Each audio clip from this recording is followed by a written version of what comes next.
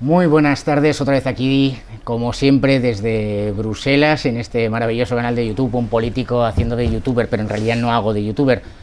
Tenemos esta sección de grandes conversaciones, la última fue con los chicos de Terra Ignota, como recordaréis, y hoy tenemos también a Fernando Paz. Fernando Paz, no sé cómo definirlo, historiador, periodista, profesor, intelectual, pero sobre todo un patriota que además nos acompañó en esa exposición del Valle de los Caídos aquí en el Parlamento Europeo, contribuyendo a la redacción de los textos que acompañaban a las fotografías de Fito Carreto y que nos había dejado también la Asociación de Amigos del Valle. Un momento histórico, incluso, bueno, ahora parece que hay una novelotapa, hemos traído el sol de España a Bruselas, Bruselas que fue España durante muchos siglos, como ya hemos comentado en este canal, y algún día le dedicaremos un poco a esta historia en concreto, y aquí el protagonista es Fernando. Fernando, muchas gracias. Un placer estar aquí en esta ciudad en la que abdicó Carlos V, además, efectivamente, en 1555. El día vez viniste con Javier García Isaac. Así fue. Lo digo porque este vídeo además lo va a colocar Informa Radio, con lo cual aprovechamos para decirle a Javier que no descanse tanto y que vuelva de cualquiera de esos lugares paradisíacos. Siempre se está quejando de que trabaja mucho, pero luego siempre está de viaje. Bueno, en fin, Fernando, muchas gracias. ¿Y qué tal? ¿Cómo has visto la exposición del Valle? ¿Cuál es tu...? Magnífica.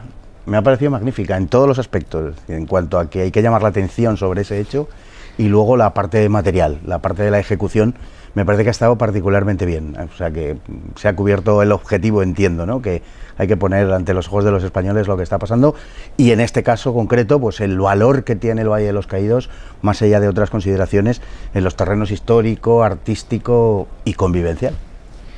Y muy importante que diputados extranjeros estuvieran ahí presentes, húngaros, italianos, franceses, portugueses, alemanes. Tú conoces ampliamente la política europea y el mundo que históricamente se ha llamado identitario y que ahora pues utiliza esas expresiones de identitario, soberanista, patriota, una mezcla. El Parlamento Europeo ha cambiado de su dibujo la pasada legislatura. En Alemania, Alternativa por Alemania es primer partido, en Austria FPÖ es primer partido, los checos van a ganar en las próximas elecciones, Frente Nacional o Rassemblement en Francia está también de primer partido, Vox, gracias a Dios, al parecer pues, no nos han matado, no nos han matado. ¿Cómo ves tú el dibujo europeo? ¿Qué está cambiando? ¿Qué ha cambiado? ¿Qué es lo que crees que puede ir la política europea ahora mismo? Bueno, yo creo que estamos ante una demanda evidente de los europeos en favor de políticas de seguridad, en favor de políticas de identidad y en favor de políticas de libertad. Y creo que esos son los tres, digamos, las tres patas que unen a las distintas fuerzas políticas soberanistas, que en otros aspectos pueden diferir, lógicamente correspondiendo a los intereses de sus naciones, como es natural, pero creo que hay un interés común, y eso se palpa además aquí en Bruselas, entre todo el grupo de Patriots y la gente que lo compone, ¿no? Y me parece que las cosas están en una situación, en un punto pues bastante mejor de lo que podían estar hace unos meses y no digamos años.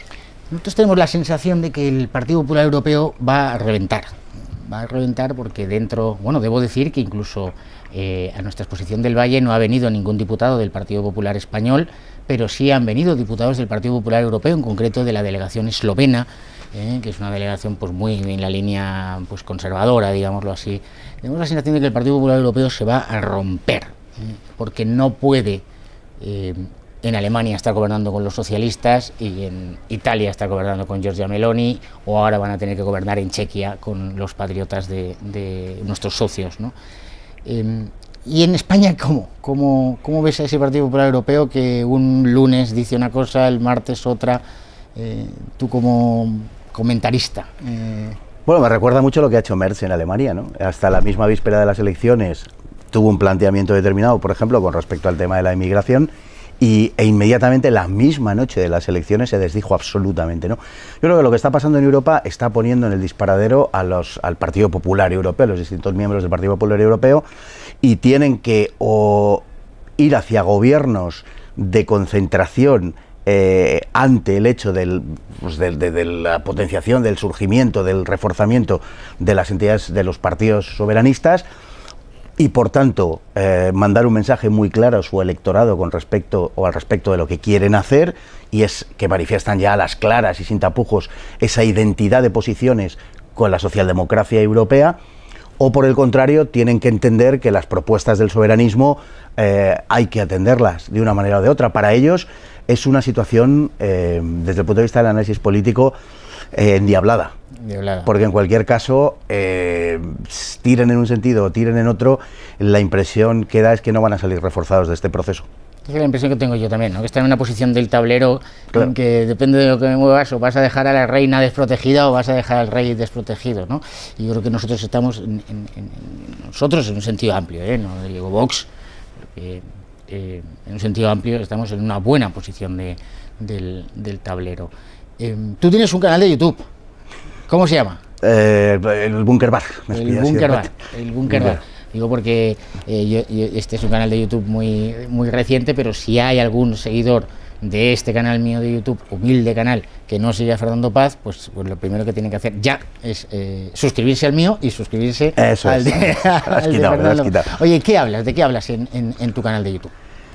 Pues normalmente utilizamos, porque estoy con otras dos personas, Alex Lajaim y Javier García Isaac, normalmente utilizamos un poco la actualidad como percha para ahondar un poco en las cuestiones. Y aunque hacemos análisis a veces lógicamente pegados a la actualidad, sin embargo intentamos dotar de sentido a las cosas que están pasando, que es un poco de lo que nos priva la vorágine informativa del día a día, ¿no? Que es solo vemos la superficie de los problemas o de las cuestiones que se nos plantean, pero enseguida nos olvidamos de dónde venimos y de la procedencia, y sobre todo porque eso nos explica a dónde vamos y dónde nos quieren llevar, ¿no? Entonces, ninguna cosa de las que pasan suceden porque sí, ¿no? Decía Franklin Delano Roosevelt, al que no suelo citar con profusión, pero lo decía y tenía razón en este caso, que ningún político hace un solo movimiento sin tener claro qué es lo que quiere. A lo mejor se equivocará, pero persigue algo, ¿no?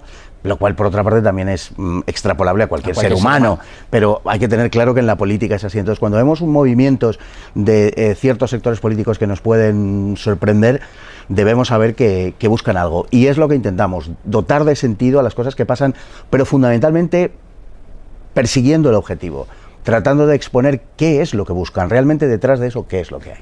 Yo creo que es muy importante, hago mucho hincapié, y aquí a mi canal traigo a otros bueno, creadores de contenido, ¿no?, que se dice, porque yo no sé cuántos españoles, vamos, estoy convencido, lo voy a decir de otra forma, que hay más gente viendo tu canal de YouTube, un programa de 40 minutos, 45 minutos, el tiempo que hagáis, que gente viendo entero el telediario. Esta es la realidad. ¿Quién coño se traga un telediario hoy en día completo, salvo aquel que, por desgracia, casi por una imposibilidad física, no se puede mover del sofá y le han colocado la televisión y se lo tiene que tragar, ¿no? Y ya desconecta. Yo creo que es muy importante que nos apoyemos mutuamente a todos los canales, porque hay la posibilidad de escuchar durante media hora, 3/4 de hora, 1 hora, un discurso que normalmente se sale de lo normal, ¿no? En tu Búnker Bar no van a escuchar lo que escuchan habitualmente en el telediario de Telecinco o de nuestro amigo Fortes, en la noche de 24 horas. Y luego hay otro tema de los canales de YouTube que a mí me gustaría que me explicases tu experiencia, es esa interacción con el que te oye, ¿no? Que te escribe, que hace comentarios. ¿Tú has visto, estás detectando algún cambio social profundo en España que digas, joder, esto no pasaba? Yo hace 10 años yo decía esto y la reacción era la contraria. Sí, clarísimamente. Bueno, con respecto a lo primero, es que lo que te ofrece en este momento YouTube es de una pluralidad y de una variedad que es impensable en la televisión generalista, ¿no? O sea, tú puedes hacer el experimento fácilmente en los informativos de ir cambiando de la 1 a la 3, a la 5, a la 4, caso de que se emitan en la misma hora, que uno de ellos no lo hace, pero y están dando las mismas noticias al mismo tiempo y con los mismos contenidos, esencialmente con los mismos contenidos, ¿no? Y con respecto a la cuestión de los canales de YouTube, además de esa variedad que aportan y de, por tanto, una muchísima menor censura, si es que hay alguna, que un poquito también hay, pero es autocensura, digamos, más que nada, porque sabes lo que te espera, que es una forma de censura indudablemente.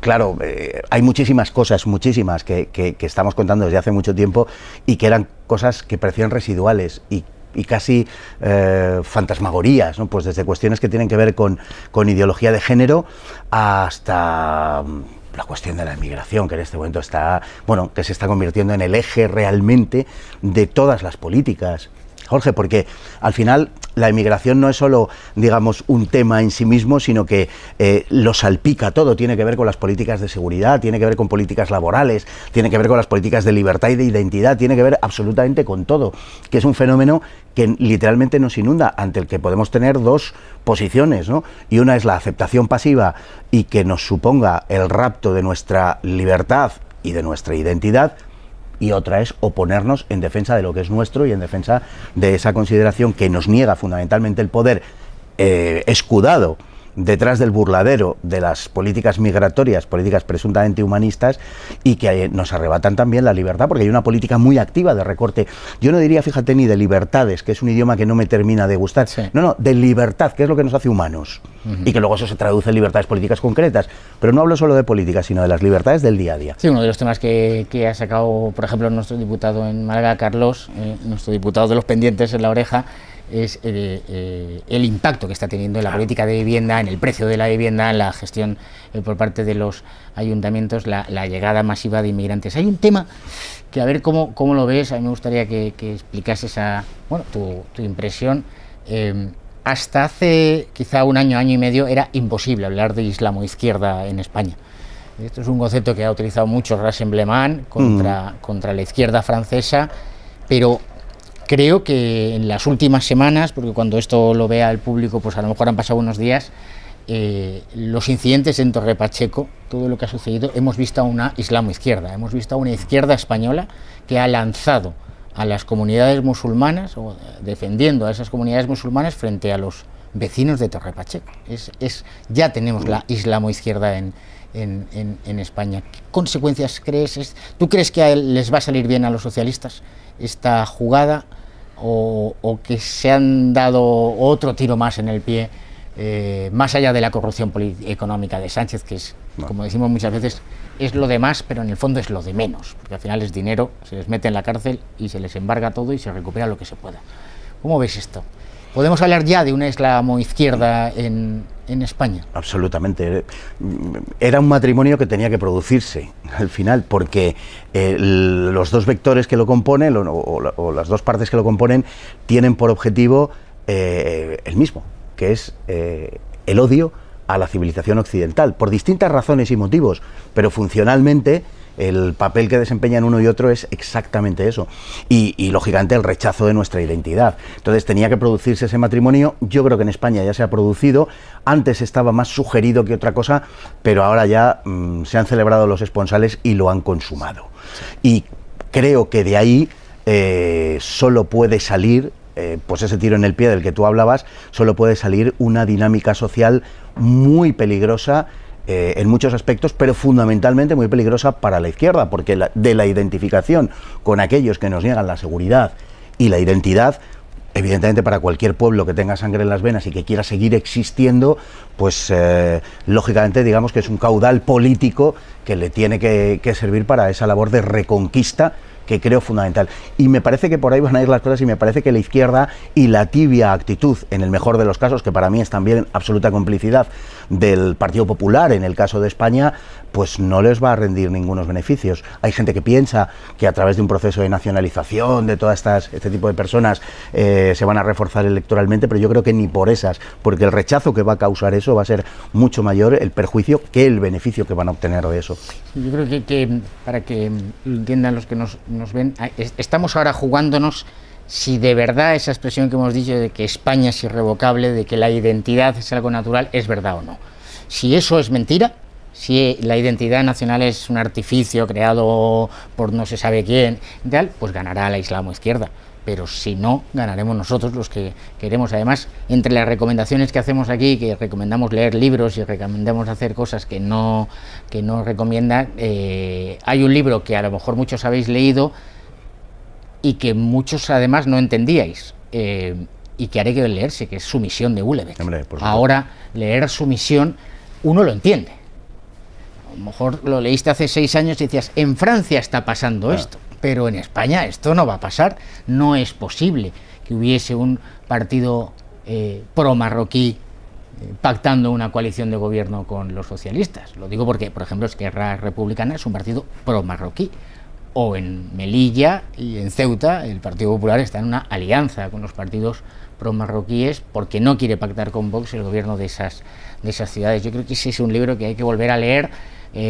Toda la parte sexual de Ulebe, que son sus historias sexuales, podéis saltar los párrafos esos, os los podéis saltar. Bueno, el que quiera leerlos que los lea, pero irse al tema fundamental. Fernando, ¿qué proyectos tienes ahora? ¿Tienes algún proyecto? ¿Tienes alguna idea ahí encima de la mesa?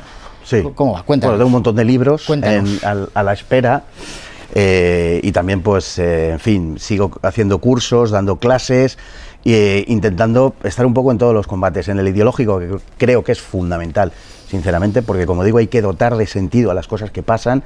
Y yo suelo decir que distingo en este mundo dos tipos de personas: aquellos que ven o los que ven las cosas que suceden y no les dotan de sentido, simplemente es una sucesión de acontecimientos y dicen, pues mira, ha pasado esto, qué cosas, qué casualidad. Y los que, por el contrario, sí saben establecer un vínculo entre las cosas y las dotan de sentido. Y dicen, aquí hay una voluntad detrás moviendo esto para conseguir un fin, ¿no?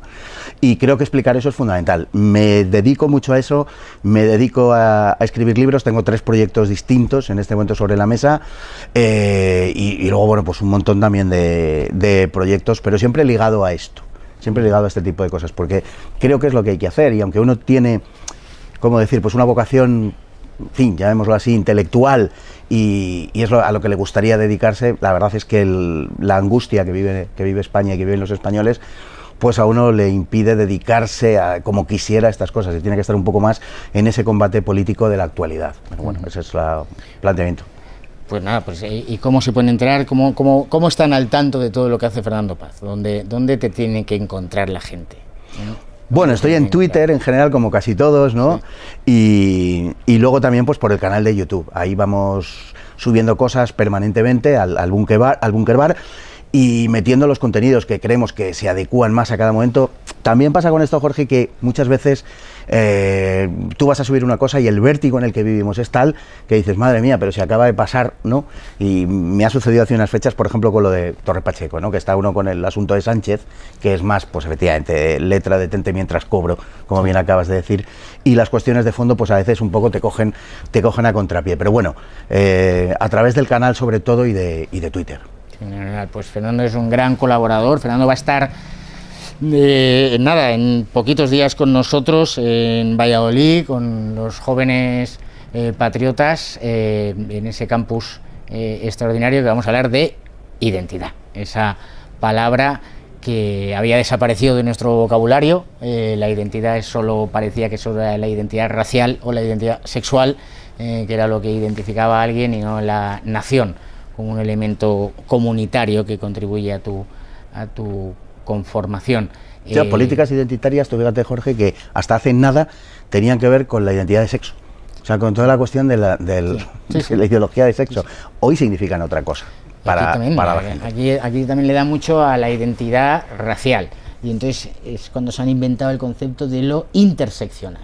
Es cuando juntas todo, juntas todo, y entonces tienes al tío negro LGTBIQ+ racializado. Entonces dices, no, es un tipo intocable, es alguien que pasa a ser un sujeto privilegiado, que puede no trabajar, vivir de ayudas, que puede encima dedicarse a darles lecciones a cualquier europeo sobre su historia, sobre cómo tiene que ser, cómo tiene que comportarse, y que vive además en una permanente victimización, ¿no? Es una enfermedad moral la victimización de la sociedad europea. Los europeos nunca se han considerado víctimas de sí mismos, al contrario, joder, lo que ha hecho grande a Europa, el tío tiró para adelante, la cosa va mal, pues tiro para adelante, le rezo a un Dios, porque siempre hemos creído que hay un Dios, con independencia de que vayas o no a misa, como yo he contado muchas veces aquí en el canal. Si no se trata de ir a misa, yo voy, es que quiera que vaya, no se trata de eso, se trata de tener la convicción de que eres una criatura, de que has sido creado por Dios, y que por tanto, joder, pues si alguien te ha creado, algún cierto deber con respecto del sujeto que te ha dado la vida,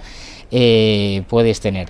Pues nada, no sé qué más preguntarte, qué decirte, Fernando. ¿Cómo terminamos esto? Nada, pues Se me ha olvidado decir también Venga. que colaboro sobre todo con el Toro Televisión. Muy Que no bien. se me olvide, quería decirlo también Venga. porque creo que es importante que esté ahí Genial. semanalmente y bueno, colaborando y haciendo cosas con ellos, que es una de esas televisiones que está en la pelea también. ¿Estás por la mañana, por la tarde? Pues normalmente suele salir en El Gato de los En El Gato Viernes de los y Viernes. acompañado de otros personajes ilustres a los que intento parecerme y a cuya altura pretendo estar.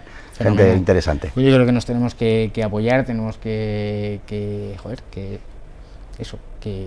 darnos autobombo, ¿eh? En la izquierda, por ejemplo, una de las cosas características que ha hecho la izquierda es darse premios a sí misma, ¿no? Los premios Onda, se los reparten los premios del país, los premios de no sé qué. Joder, pues nosotros vamos a darnos nuestros propios premios, porque Así además, es.